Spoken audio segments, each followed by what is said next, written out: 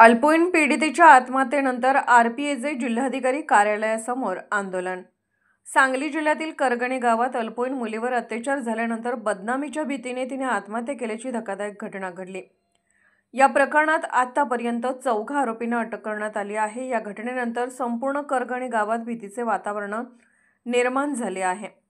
पीडितेला अत्याचार केल्यानंतर व्हिडिओ क्लिप व्हायरल करण्याची धमकी देण्यात आली होती, ज्यामुळे ती मानसिक तणावाखाली गेली आणि अखेर टोकाचे पाऊल उचलले।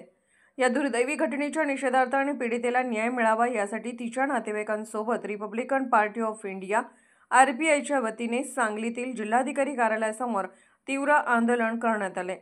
या आंदोलनामुळे जिल्हाधिकारी कार्यालयाबाहेर एकत्रित संतप्त जनसमुदायाची गर्दी झाली होती। आंदोलकांनी आवाज बुलंद करत पीडितेला न्याय मिळावा अशी मागणी केली। करगणे तालुका आटपाडी जिल्हा सांगली या ठिकाणी सायली नावाच्या विद्यार्थीनं पहाटे 5 वाजता गळफास घेऊन आत्महत्या केली। त्या संदर्भामध्ये त्यांचं कुटुंब या ठिकाणी आलेलं आहे।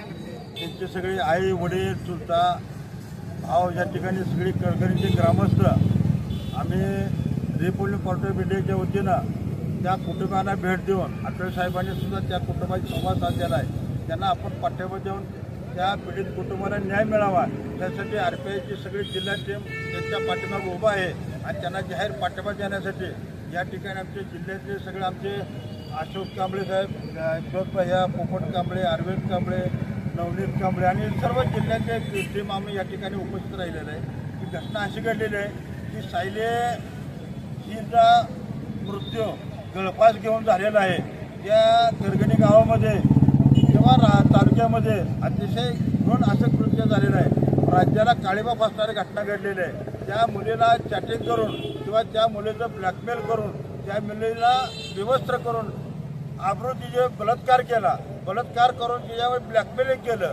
ब्लॅकमेल करून तिला एकदाच नाही, त्याला असे 28 वेळा तिच्यावर बलात्कार झालेले आहेत आणि ती मुलगी अल्पवयीन आहे। मुलगी 16 वर्षाची आहे। मुलगी आई वडिलांना सांगू शकली नाही भीतीपोटी। जर का तुम्ही आम्हाला जर काही केलं किंवा तुला कोणा सांगितलं तर हे फोटो आमच्याकडे आहेत असे 28 वेळा तिच्यावर बलात्कार झालेले आहेत आणि हे चौघंच आहेत नाहीत।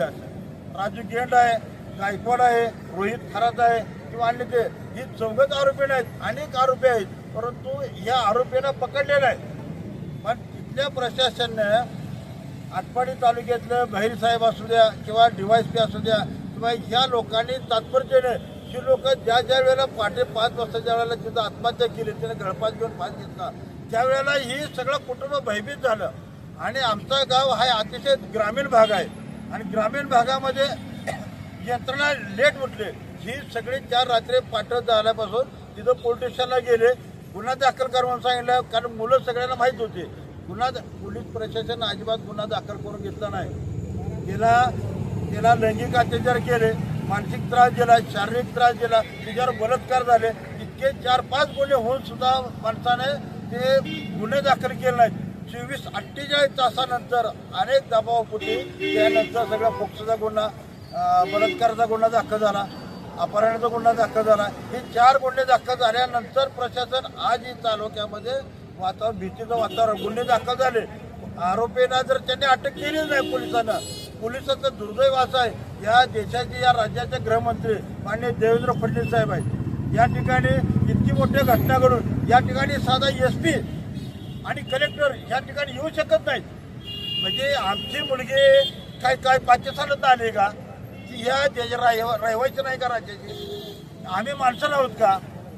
मग तुम्ही जर इतकी मोठी घटना घडून जर त्या ठिकाणी येत नसाल, तुम्हाला जर वाटत नसेल ही काही अन्याय साधी गोष्ट आहे, तर त्या या पोलीस प्रशासनाचा आणि या राज्याचा मी जाहीर निषेध करतो आणि आपल्याद्वारे कळवतो की या जिल्हाधिकाऱ्याने त्या करगणे गावामध्ये येऊन भेट दिली पाहिजे, SP ने भेट द्यायला पाहिजे।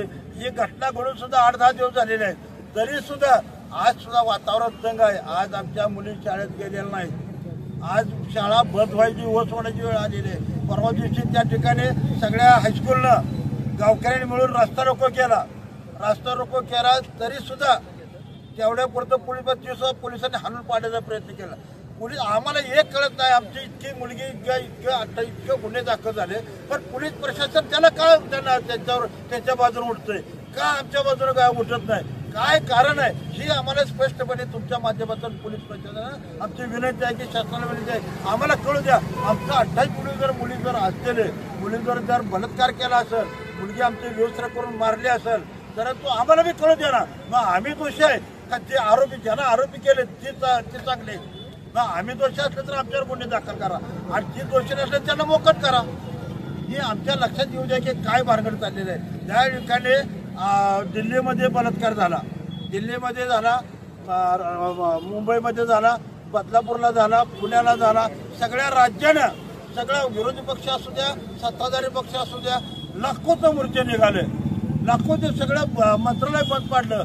आज घटना घडून 5-6 दिवस झालं पण आज सुद्धा विधिमंडळ चालू आहे. आज विधिमंडळ एखादी प्रश्न विचार नाही. काल सुहास बाबरने विचारला पण जसा विचारायला पाहिजे होता, जसा हंगामा व्हायला पाहिजे होता, जसं कामकाज बंद पाडायला पाहिजे होतं, तसं कुठलाच प्रक्रिया झाली नाही. विरोधक बी तसे आणि सत्ताधारी तसे. त्यामुळं आमची एकच विनंती आहे आपल्या माध्यमातून. आता आम्ही कलेक्टर साहेबांना भेटणार आहे. कलेक्टर साहेबांना विनंती करतोय आम्ही की कलेक्टर साहेब आम्हाला न्याय पाहिजे. सायलेला न्याय द्यायचा असेल तर तुम्ही स्वतः एस पी साहेब त्या ठिकाणी येऊन भेट द्यावा एवढीच आमची विनंती आहे.